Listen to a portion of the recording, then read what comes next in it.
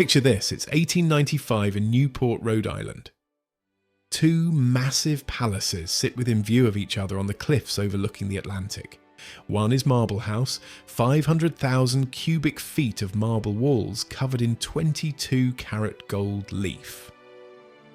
The other is The Breakers, 70 rooms, platinum-panelled walls, 3 times the size of the White House. They weren't just summer cottages, they were weapons. Because this wasn't about architecture. It was about two sisters-in-law who despised each other so deeply that they tried to outbuild one another into oblivion.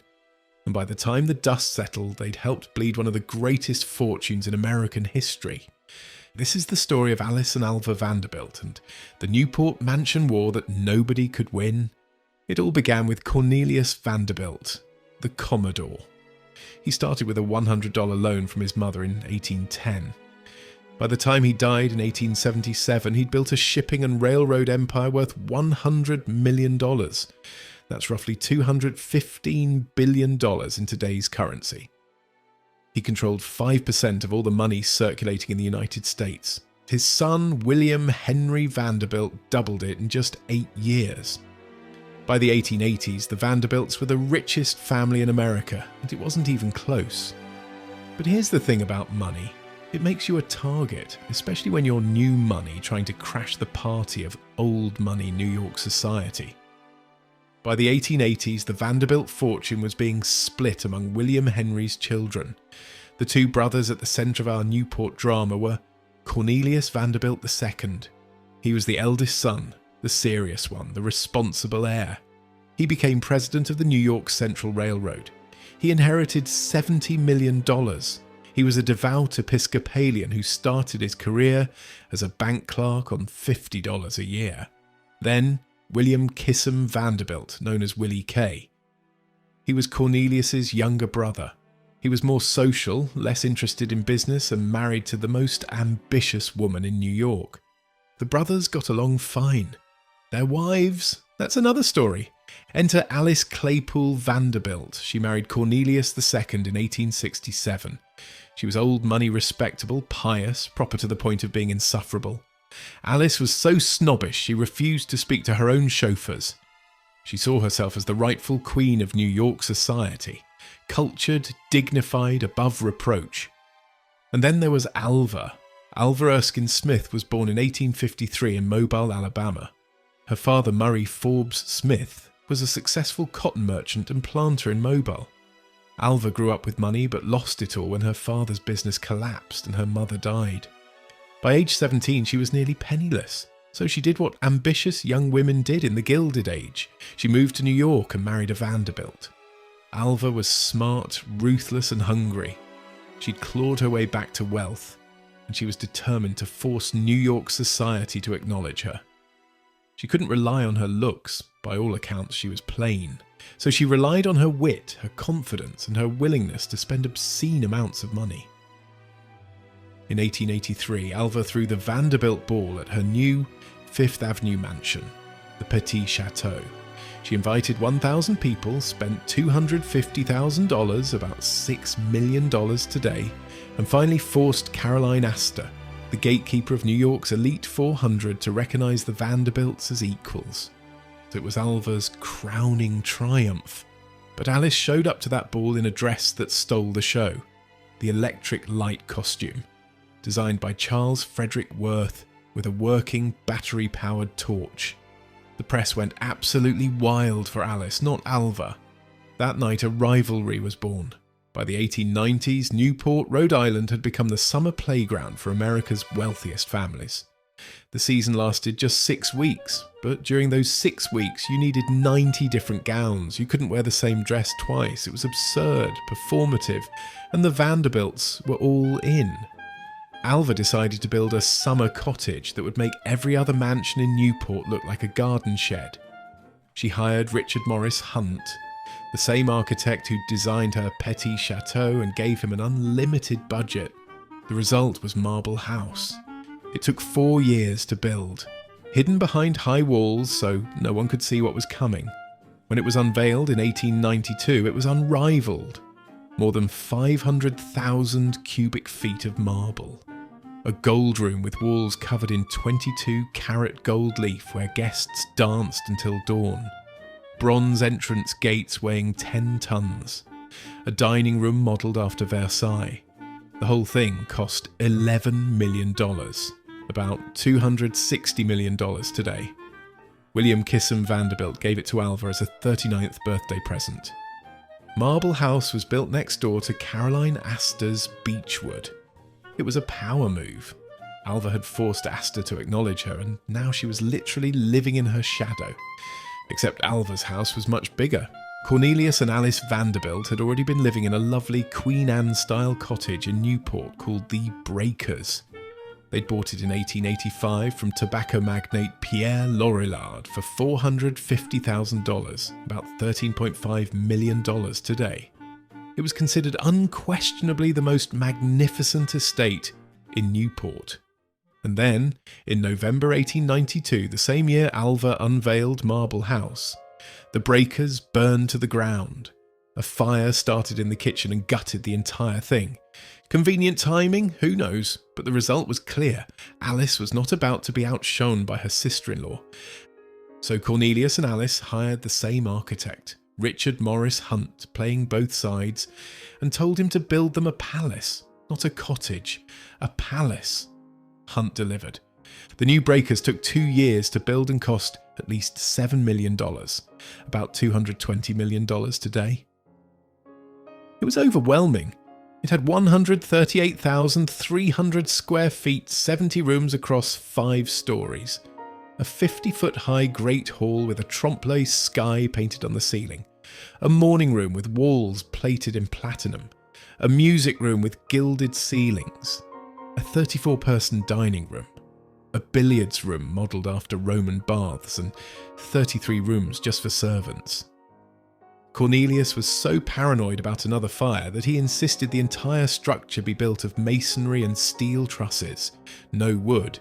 He even had the boiler installed underground, away from the house, beneath the front lawn. The Breakers opened in 1895, and in the estimation of most people, it bumped Marble House to second place.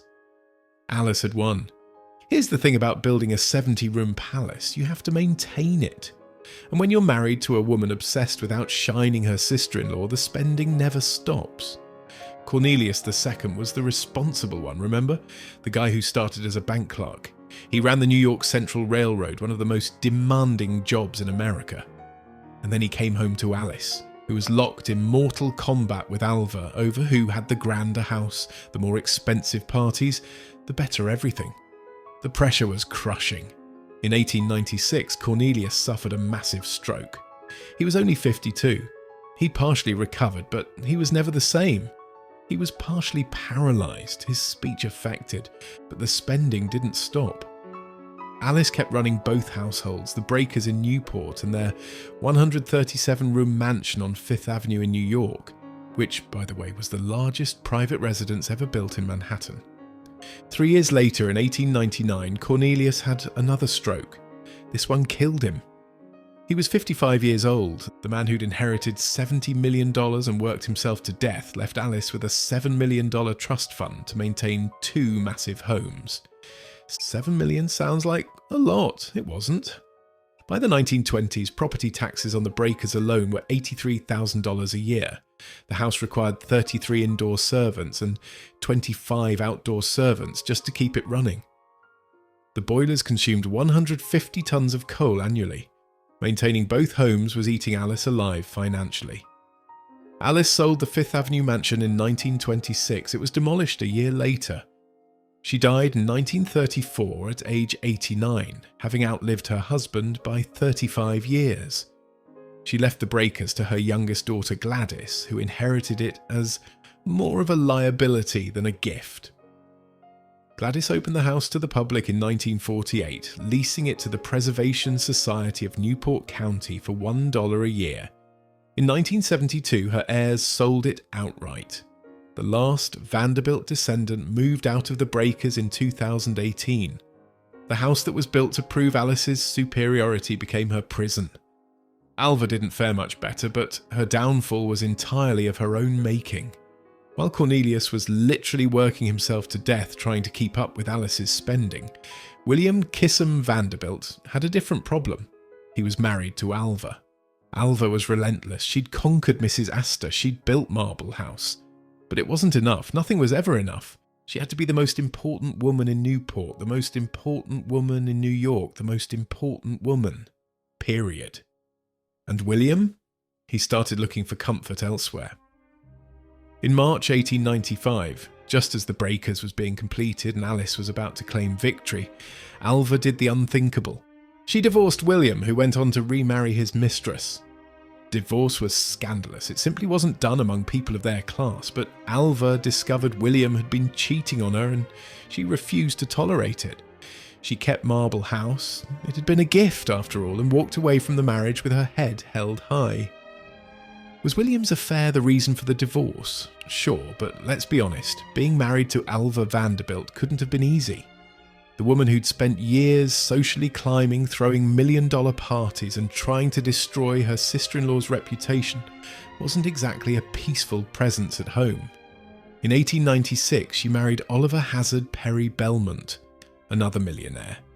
They lived together at Belmont's Newport estate and Marble House sat empty. Alva spent her later years as a women's suffrage activist, which is ironic considering she'd denied her own daughter the right to choose her own husband. She closed Marble House permanently in 1919 and moved to France. She sold it in 1932, less than a year before her death. The woman who'd fought so hard to build the grandest house in Newport abandoned it.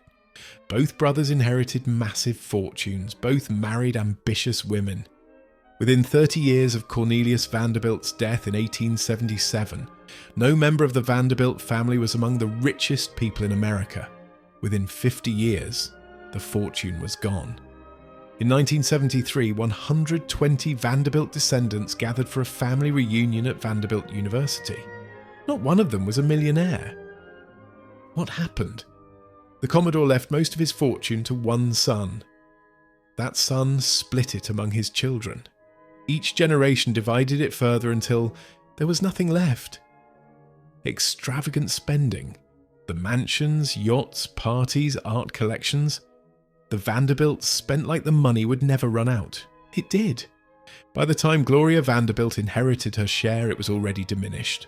Her father, Reginald, had gambled and drunk away his fortune. Her son, Anderson Cooper, inherited just $1.5 million, a fraction of what could have been his. The Vanderbilts blew through one of the greatest fortunes in history in less than a century. Today you can tour the Breakers and Marble House for about $30 each. You'll walk through Alice's Platinum Morning Room and Alva's Gold Leaf Ballroom. Newport still has its Gilded Age cottages gleaming on the cliffs.